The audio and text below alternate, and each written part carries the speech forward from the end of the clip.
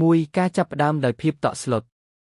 សូផននិងរិទ្ធជាយុវជនដែលចូលចិត្តផ្សងព្រេងបានសម្រេចចិត្តទៅរុករកបណ្ណាល័យកណ្ដាលទីក្រុងដែលគេបោះបង់ចោលនៅពាក់កណ្ដាលអធ្រាត្រកន្លែងនោះត្រូវបានគេស្គាល់ថាជាកន្លែងដែលគ្មាននរណាម្នាក់ហ៊ានទៅជិតនោះទេបន្ទាប់ពីមានគ្រោះអគ្គិភ័យឆេះសម្លាប់មនុស្សរាប់សិបនាក់កាលពីប៉ុន្មានទសវត្សរ៍មុនពួកគេបានដើរកាត់ព្រៃដែលល្ងិតឈឹងនិងព័ទ្ធជុំវិញដោយមែកឈើស្ងួតគ្មានស្លឹកដូចជាម្រាមដៃខ្មោចអំពូលពិលដែលពួកគេកាន់បានបញ្ចាំងឲ្យឃើញតែភាពភ័យរន្ធត់តាមផ្លូវដើរដ៏ខ្វក់ដែលកាន់តែនាំពួកគេទៅកាន់សាកសពនៃអគារមួយនេះ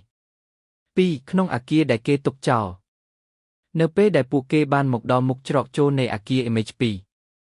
ភៀងដែលស្រោបដោយស្នាមប្រេះនៃថ្នាំលាបភ្នែករបស់សូផននិងរិទ្ធក៏បានបើកធំបេះដូងរបស់ពួកគេចាប់ផ្ដើមលោតញាប់យ៉ាងខ្លាំងអគារនៅតែរឹងមាំប៉ុន្តែមានសភាពទ្រុឌទ្រោមពួកគេបានសម្រេចចិត្តចូលទៅខាងក្នុងហើយត្រូវជួបនឹងភាពភ័យរន្ធត់កាន់តែខ្លាំងភាពស្ងប់ស្ងាត់នៅទីនោះត្រូវបានខូចដោយសំឡេងនៃភាពស្ងៀមស្ងាត់ដែលមានអានុភាពខ្លាំងក្លានិងបង្កើតបរិយាកាសគួរឲ្យព្រឺក្បាលនៅលើជញ្ជាំងស្នាមក្រាហ្វីទីជាច្រើនត្រូវបានគេគូរដែលមើលទៅដូចជាការបញ្ចេញមិត្តដោយភាពអស់សង្ឃឹមមុនពេលពួកគេ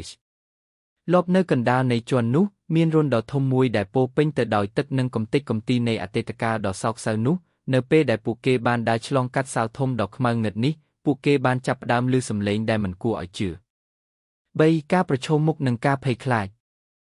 សំឡេងដែលពួកគេបានឮនោះគឺជាសំឡេងក្រហមដែលបន្លឺឡើងចេញពីភាពងឹតដ៏ជ្រៅនៃបន្ទប់មួយទៀតក្នុងអគារដែលគេទុកចោល Image Zone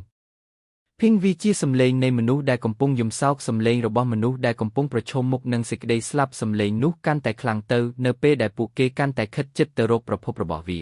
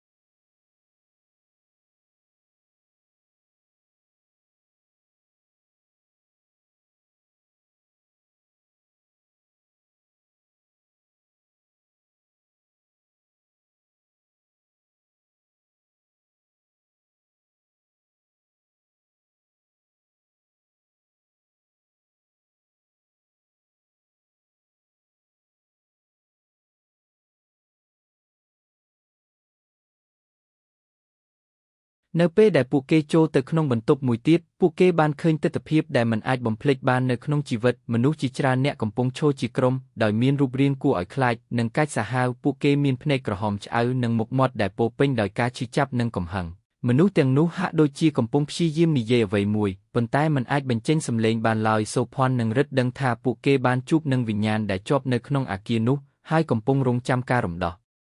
4ការគេចចេញពីភាពភ័យរន្ធត់ដោយភាពភ័យខ្លាចយ៉ាងខ្លាំងសូផននិងរិទ្ធបានប្រញាប់ប្រញាល់រត់ចេញពីអគារនោះដោយមិនបានសូម្បីតែយកកាបូបរបស់ពួកគេទៅជាមួយផងពួកគេបានរត់ទៅកាន់ព្រៃដែលល្ងឹតឈឹងដោយមានវិញ្ញាណទាំងនោះតាមប្រគាបពីក្រោយសំឡេងក្រហមនិងយំសោករបស់វិញ្ញាណទាំងនោះកាន់តែខ្លាំងឡើងហាក់ដូចជាកំពុងព្យាយាមចាប់យកពួកគេនៅពេលដែលពួកគេបានរត់ចេញពីព្រៃនិងត្រឡប់ទៅកាន់ភាពកក់ក្ដៅនៃទីក្រុងពួកគេបានដឹងថាពួកគេបានរួចផុតពីសេចក្តីស្លាប់5សោកនាដកម្មដែលមិនទាន់បញ្ចប់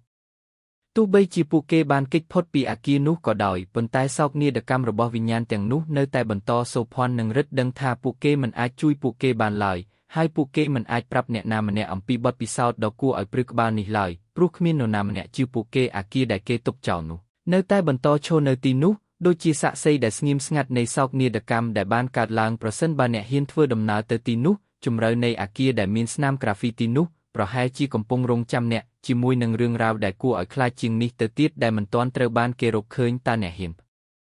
ប្រឈមមុខនឹងសេចក្តីស្លាប់នៅក្នុងអគារនេះទេ